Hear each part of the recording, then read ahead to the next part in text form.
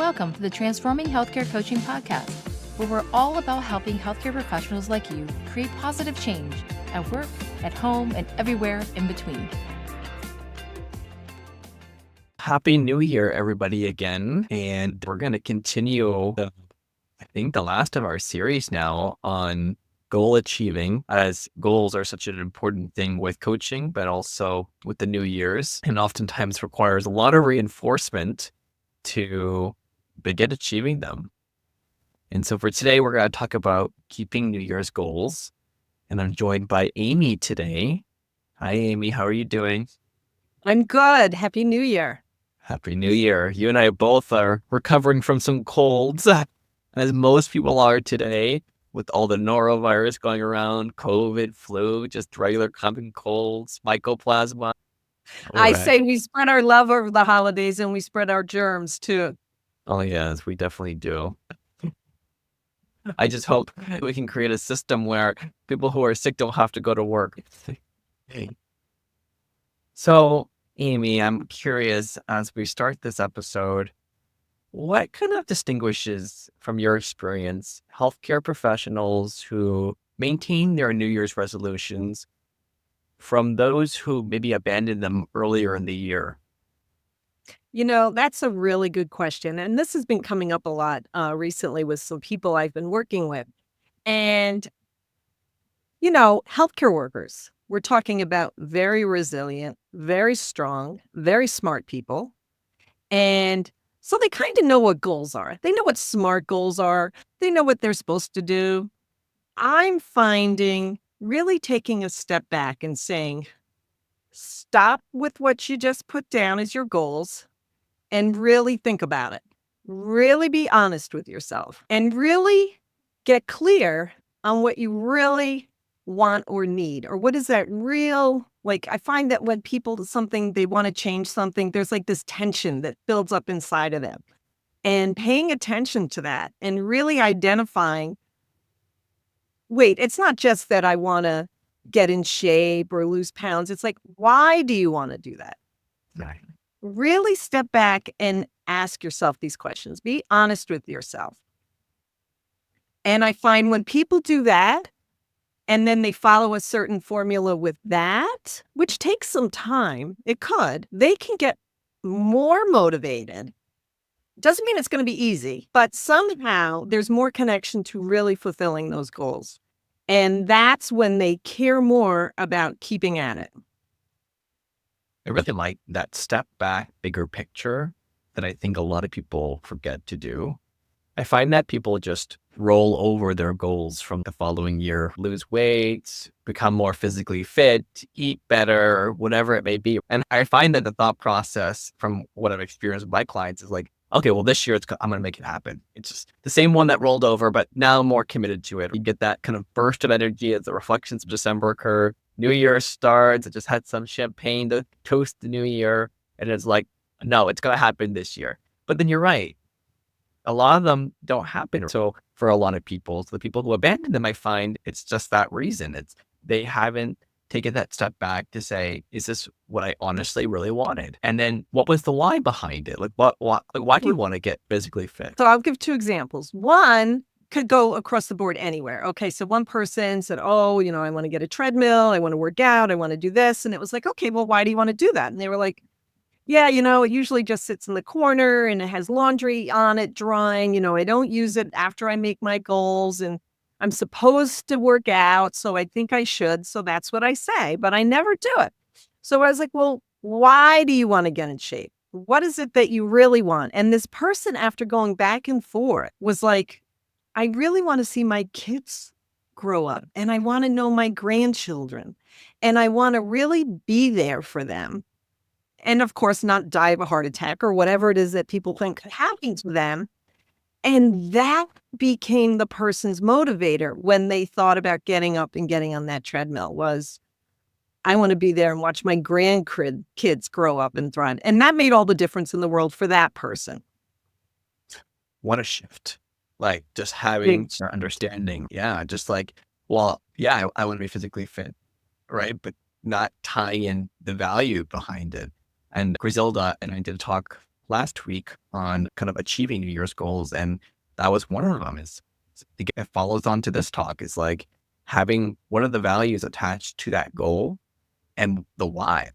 Why is it? And oftentimes you can find motivation that drives that goal to be achieved based off what you just said, Amy, right? Something like that, where it's like, oh, I'm reflecting back. You're right. I want to be healthy for my kids and prevent illness. I see it in healthcare every day. We see illnesses all the time. That's actually a big drive for me, I find actually, for why I actually stay active. And I'll share actually an example in a second about kind of what it is that I work on with my coach and how revisiting my goals were very important, right? To talk it out loud with somebody in order to figure that out, what it is that I need to do to achieve these goals. Yeah. And like I always say on all of these talks, it's one size fits one. It's different and unique for each person. So yeah, the goals out there for the health is everyone, oh, you get your preventative screening every year, you exercise, you sleep, you eat the good food. But then what is it for that person? Really individualizing it. And that I find makes it much more powerful. Yeah. We're all completely different in our reasonings for a certain goal, even though it may be the same as somebody else, is completely different for the why behind it. And I find also, and Amy, tell me what you think too, is that people struggle with failure. So they're like, oh no, I had this big goal of achieving, we keep saying fitness and health, we'll ride with it, of being more physically fit or losing weight, and they don't achieve it when they give up. That internal self-perceived failure is a big struggle for people to get back up on their feet. What is that saying? Like, you don't know success unless you failed or something like that. Like, failure is actually only a part of the process of actually leading to success. And so I always tell people, well, look, we can learn something from that. Like, why did that happen? And how can we make it a success now for you? Right. And they say what you focus on is where the energy flows. What you focus on, that's what you get more of. So if you're looking at the failures, we're going to see more failures. So what does success mean to you in this? And yes, does it mean sometimes you're going to, jump off the bandwagon or whatever you do? But then what does success mean? How can you get your, as we also call, I say on my discovery calls, I'm like a Sherpa, help keep people on track, on the path. It's your goals. You're going to do it. But of course, things happen, but let's focus on what it means to you as you move along this. How many people actually are always just going up and never have a side rail as a setback? Most people, normal people, are going to always have some kind of setback.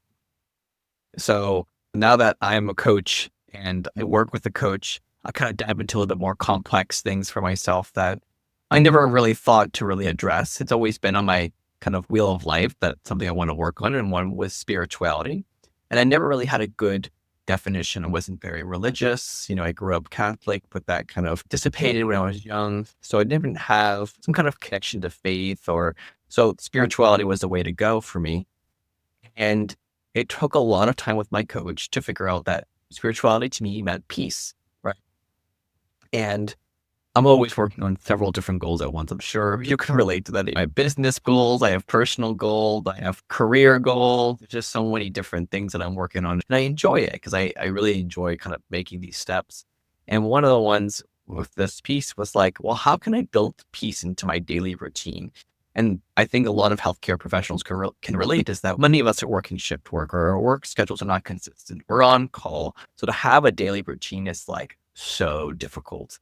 Like, when I was in PA school and before PA school, like I had a pretty good routine. I knew classes started at like 7 a.m. and I would be out by 5 and go study. And then even before that with school, I always had a set schedule, but now I don't. So like, how do I make a daily routine work for me? And this has actually been an ongoing thing for years. I mean, I've been practicing for almost 7 years now. I haven't been able to do that. That was a New Year's goal every year. So I was following the cycle of just constantly, I guess, failing, right? And not being able to get back up and figure out what it was. And you'd be so surprised that it was like the simplest of things that I could do. Like just talking to somebody out loud about it and then getting it reflected back to me and then just like seeing it from a different perspective. I was like, oh my gosh. So one of the things was, how do I build daily movement into my life? But then I'm like, how do I also build my agenda planning and my daily planning that I do for my business into this? And then also to be healthy and meditate. It became like, how do I fit this in when I'm working 12 hours or 16 hours a day? And it was like, oh my gosh, I could tie it all together. So now I go for my walk, I meditate while I walk, I do my planning and record myself and then organize it in a thought process later. So I always say that it's so beautiful to just have somebody that you can go to talk about these things that you may think are so simple, but are just so transformative to our lives. Right. And that was like the secret formula for you. It's like a recipe of any food. You have the ingredients and how much to add and when to do it. And so it's really finding what works for you individually to move your energy, to get you going, whatever it is. Exactly. So I'm also curious, Amy, so how can healthcare professionals transform their New Year's resolutions to more sustainable habits while kind of withstanding workplace pressures? Because we all know that working in healthcare has a lot of pressures on us. Oftentimes work follows us home, or we're on call, or we have to pick up a last minute shift, or just even the overwhelm of working with patients and critical illnesses are very demanding on us. Yeah, it's huge. It's huge for healthcare workers. And when we see the end result, when people feel it, I mean, there's a lot of people that are just pushing through and meeting their goals, getting promotions, doing great. And it's also interesting to talk to these people and see what they do to be like that. But also, it is a lot to juggle. And again, that one size fits one, really hitting the pause button and seeing what is your process, what it is that's happening for you in your day to day. And sometimes people reveal, like I said earlier, that deeper calling or that deeper unrestful spot. And sometimes putting awareness on that really can change everything. For example, a person I spoke to recently, it came up as they're going through the grind. They actually vocalized, I sometimes question whether I'm even going to stay in healthcare. Forget about my job or my company or my department. It just seems like it's getting to be too much. And so we broke it down. Well, let's get clear on that. What is your deeper goal? You can stay in the same position and continue moving in that direction. That's also a choice. And then within that, you could be drained and maybe complain, talk to the people on your lunch hour when you go home at night, rant about it, which is a choice. We have that choice. Or maybe it's like, maybe I need to explore changing into another group. Maybe this group just isn't working for me and there's actually another department, or I can learn some new skills and find a new focus at my job. And then ultimately, sometimes people do say, well, I don't even know if I want to stay here. Should I even do a career change? So finding out first where you're at with choice and clarity, not as a knee-jerk reaction, can also help people get on that track, work with the Sherpa, stay on their trail, and it can also motivate them and energize them as they realize, wait, I do have choice. I can make a decision, and each step of the way, figure out, add a little bit, whether you have a witness, a coach, or somebody that you can talk to as you move through that while you're going through the grind, because it is a lot of energy. Like I said at the beginning, healthcare workers are resilient. They're tough. They're strong. They're smart. So how can we kind of keep going on while you're aligned with what your goals are, with whatever that inner calling is now? Does that make sense? It does. And what I got from this is like shifting everything back to you, because I find that healthcare professionals almost find it, and I think it goes for a lot of people in general, but I think healthcare professionals themselves, and I think you just said it, we're resilient. We've worked so hard with the education, the work that we do, with the responsibility. We have people's lives in our hands, like from every specialty. You don't even have to be a medical provider. Like as a nurse, you're the one administering the medications. The ultrasonographer, you're the one finding the thing that we're looking for. We all play a role in people's lives. And that is a big thing. That's huge decisions, skills that we have. And we are very smart people. And because of that, I find people find that it's a weakness to have, to think that they may need help in some of these processes. And I find that is a big stigma among healthcare, is that seeking help until they've hit rock bottom and they've done the things that you just mentioned. They're acting on knee-jerk reflexes. They're responding in very negative ways. They're thinking it through because of all the stressors that healthcare has put on them, as well as not taking care of themselves in that process. So I find that shifting everything back to you and saying, remembering that you are important, you matter, your well-being is needed in order to have a successful and thriving life, as well as to give your all to the patients that you have and to the work that you do. And you'll feel so much more fulfilled when you start to think about you and work on you. And the things that we work on with as coaches is not always about work. It's about personal life, because they all go hand in hand and they all influence each other. Absolutely. And I like one thing you said, that sometimes things can be simple and they just kind of fall in place. And sometimes it's not so easy to then step back and look at yourself and make choices. And that's fine. That's life. But I also love how when I work with people and they reconnect with their purpose. Like, yes, I know my job is, you get lost in the details, but say ultrasonography, their role is so important. The doctor only sees the images they deliver, whether they find something or they don't, or whatever it is. But knowing you're a piece of the puzzle that is helping to give the best care to the patients, and not just the care, the medical side, but the being side, helping them through the stressful situations, connecting with them, communicating with the other specialists who are working on the team.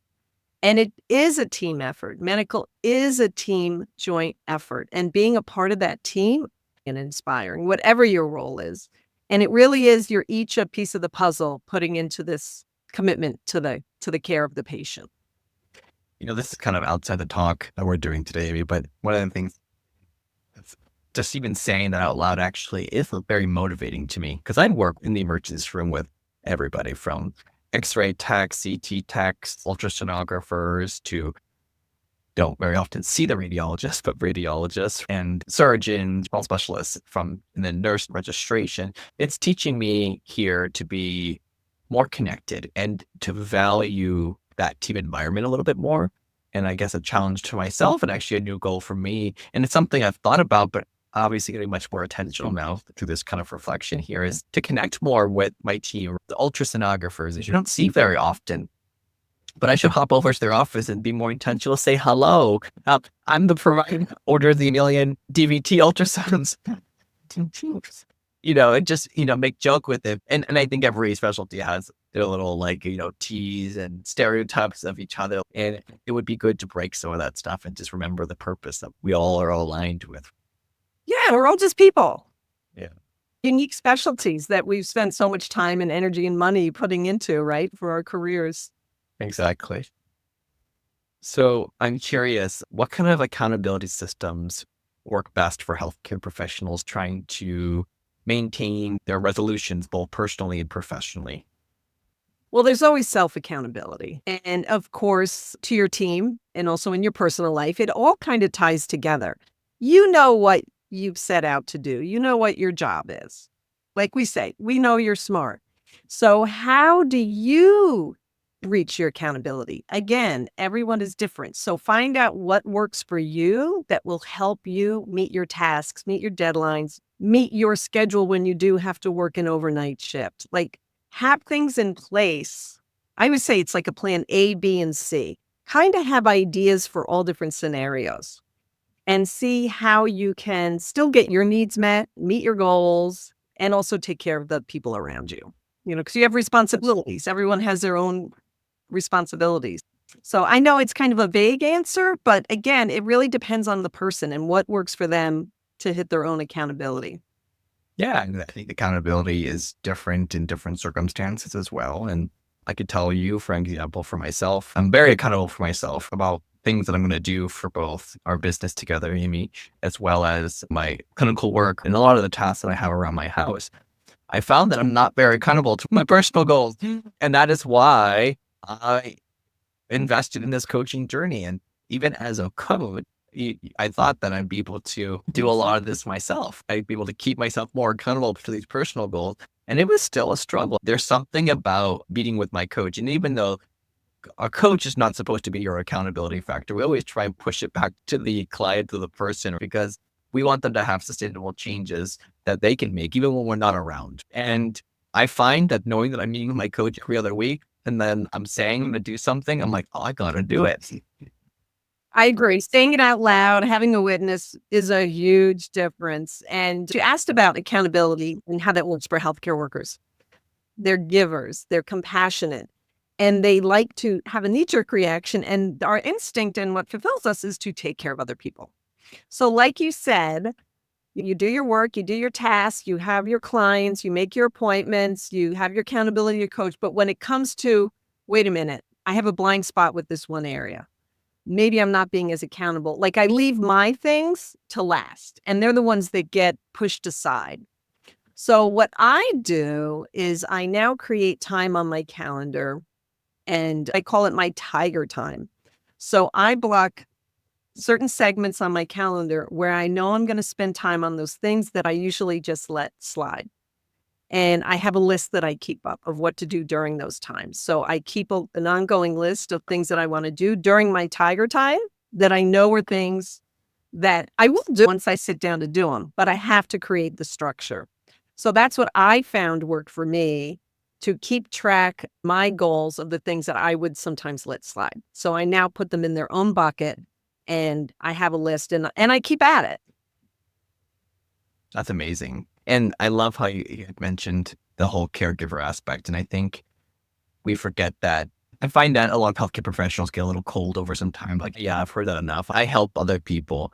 And when you were talking about energy, it kind of brought me back to what we oftentimes do with our clients when we first meet with them, is our energy leadership index assessment and debrief. And that was something that was also transformative for me, was to see that I had a lot of level 4 energy. That was like my top energy level of my day-to-day life. And it made complete sense. And that's where my blind spot was that I give so much that I start to absorb the challenges of other people, and that caregiving nature of just trying to give and help, that I was brought down to lower energy levels and struggling with that. And that was a blind spot, and it made complete sense. And that was also pretty transformative to be like, okay, I want change, and this is how I'm going to start doing it. Right. And that again is hitting the pause button. This is what happens. I give and I give and I give. I find I'm actually absorbing the other person's feelings and problems, and therefore it takes me down, and then I want to help them more, or whatever the pattern is. Hitting the pause button and learning that that's what you're doing. Then again, there are steps to not do that. Even if that's they call it an empath. People are empaths, can feel other people's feelings. I am one of them. And I've spent many years learning how to be with that so that I can still be 100% present with somebody. And they call it compassionate detachment. I'm there 100%, but I've learned to not take it on, and I can hold the boundary.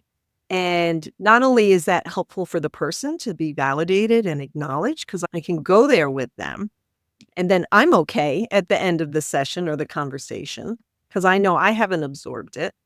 And then we can find a way of how, again, one-on-one, how that person can move forward in their life so that they get their needs met. What was that called again? Compassionate empath? Is that what you said? No, it's called compassionate detachment. Detachment, someone might think, oh, you're separated. You're not. No, you're totally there and being connected to this person, but you're not absorbing. You're somehow detached. And working with people so intimately in medicine, if someone is prone to that, that can be a real energy leak or a drain of their energy. It's also a superpower to really be there for someone. But if it affects you in the long run and it puts you into burnout, or it drains your energy, or it puts you into a depression, actually, even, then that's affecting your life. And that's something that needs an intervention. And there are ways to learn how to be different and still be there for people and still help people. That is great, Amy. So much of what you just said resonated with me. For those who are listening, if that resonated with you, wherever you're listening, please leave us a comment.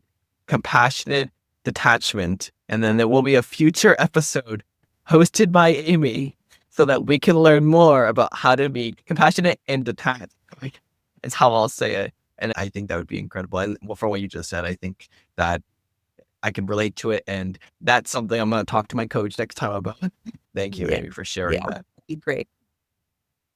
So, Amy, what other approaches can healthcare professionals do to kind of help them recover, readjust when their initial resolution attempts didn't succeed?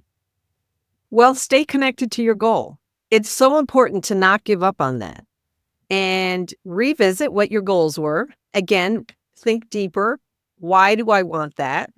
Reconnect with the deeper reason. And it may be that sometimes people all of a sudden realize, wait, that's not really it. So maybe you need to pivot your goal. Either there's something wrong in the paradigm that's leading to not doing it, or you need to change it.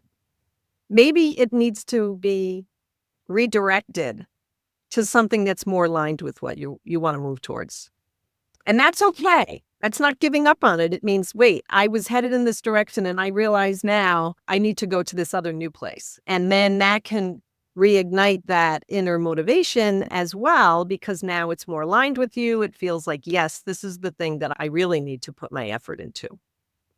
And I'm curious, how would you recommend a healthcare professional do that? Because that's something I always like to offer advice in this situation about, like, how somebody could do that. And one of the things I always tell people is, like, grab some tea, grab some coffee, go to a coffee shop, grab your headphones, some nice calming music, and just kind of get into some deep reflection. And you're right, taking that step back, that bigger picture, and then just write, even if it doesn't make complete sense. And now that we have AI, I actually even recommend to some people, if they're technology fluent, is write it all out and sometimes put into the AI to say, summarize my thoughts. Because if you're anything like me, where undiagnosed ADHD probably, my mind is everywhere and my thoughts are everywhere. And sometimes, though I can organize it myself, sometimes it's helpful to have it reflected back to me in a way that I'm like, oh my gosh, that's what I said. That's how it looks organized. Yeah, because sometimes we have all these thoughts that are abstract and they're floating around our head. We need to ground it. It's like I said, focus on the goal again. It's a good idea to ground things so that they seem real to a person and they're not just floating around. So maybe it means revisiting that goal.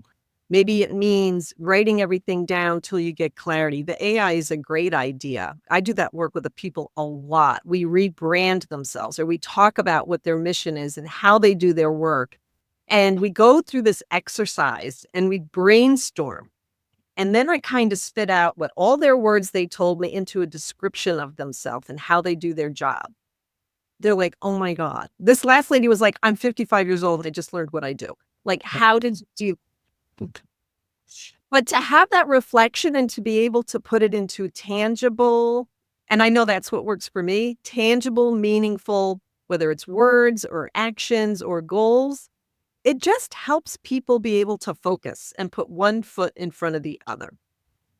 And from everything you just said, too, what really stuck to me was making it look real to you. Like that vision, because we all have that vision and dreaming goals. Can it be real? And there's nothing wrong with having dreams and kind of fairy tale thoughts and whatnot. But from what you want in a timely fashion, what is it that you want next? Can you see yourself really in that future? Or is that goal what you see is real? Yeah. And when I see that, I'm like, is it tangible? Can I feel it? Can I achieve it? And when I think it's real, it's easier to start to create the steps in order to get there. Right. And that's where the one-on-one comes in handy, because for some people, you're absolutely right. Get a cup of tea, be introspective, just have loose thoughts about it, go for a walk. But for someone else, they're like, that's not for me. I need to go out for a run. I need to go and do 5 loads of laundry and clean my house and see it sparkle. And then I know I've done something and I can move forward to the next thing. Everybody's different. So that's where the individual is. And then seeing, what does that mean to you? Yeah. And sometimes it really does take that time to get it reflected back to be like, oh my God, I'm that type of person that needs to do that in order to feel accomplished. It can change. One day you want the cup of tea. I'm having a cup of tea right now. I love it. But other days I just want to get things done. Yeah. So Yeah. everyone's different. So I think it's a good segue to our last question for the episode today. And it's, what kind of methods can healthcare professionals use to track progress and celebrate these milestones while working on these big, dreamy long-term goals that they may have? Yeah. I mean, the key is, as I said from the beginning, get clear on what your goal is. What if someone says, I don't know if it's the one perfect goal? Just pick something and move towards it. Can always repick. So then, of course, there's the SMART goals. We all know about the SMART goals. And I know you went through that in your last podcast. So I'm not going to go over that. Really finding a way that works for you. Does it mean time management? Then pull in a time management model like the Eisenhower matrix. I love that one. What's urgent? What should I spend my time on? What doesn't matter and not urgent? I can even just throw those things away so that it frees up your energy. The thing is, people get these energy leaks or energy blocks. And you want to be able to move forward in your life. I mean, that's how the human being is designed. The brain is designed to grow. It's designed to survive. We're all sometimes even just in survival mode in healthcare. And we want more. The brain's also designed to reproduce. So that's how we all keep being born. Find where you're at and what's your priority now, because everyone's priorities can change in different decades in their life or in different situations. Just really that clarity of what step I want to take next. And like I said, it doesn't have to be perfect. Just pick something and go for it. Yeah. I also find that people don't really know themselves as much as they say they do. And speaking from example myself, and I'm very attached to structure and organization. So in this idea of tracking progress, I like to have like numbering and in an order and a list of things that I can do to check off. And I had to let go of that attachment to that organization and structure with my personal goals, because that's always what I thought it needed to be. And so the things that we do as coaches is we take a big long-term goal that you have, and maybe it isn't a long-term goal, but a big goal, and we break it down into, baby steps. And even then, it's not a numbered structure, because sometimes I achieve that baby step, sometimes I don't. I have to revisit and I have to pivot, as you mentioned, Amy.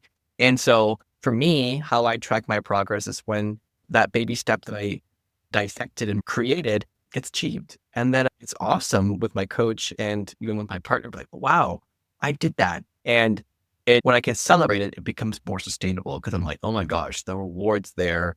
I'm feeling good about it, and I keep it going. So that's kind of one way I do it. And it's just, I think it's a lot of fun, and you have to have fun with it. You really have to have fun. And tracking the progress and celebrating the milestones, like, it should be an enjoyable process. Life is a journey. I keep saying that everything's a journey. Everything takes time, and you have to enjoy the process. And I do a lot of mentoring for PA students, and it seems like such a rigorous journey. And it is. I've been through it, and it took me years to become where I am.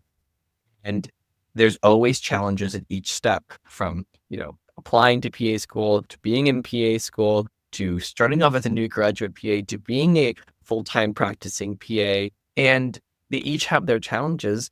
But the journey to become where I was, I've enjoyed it. And you have to find that way for you, and know that whatever you create should be an enjoyable journey. Yes. Thank you for bringing that up. I'm like the fun queen in our group, and I do believe things need to be fun. Yes. Yes. Well, thank you so much, Amy, for joining us on this talk. And we look forward to seeing everybody next week.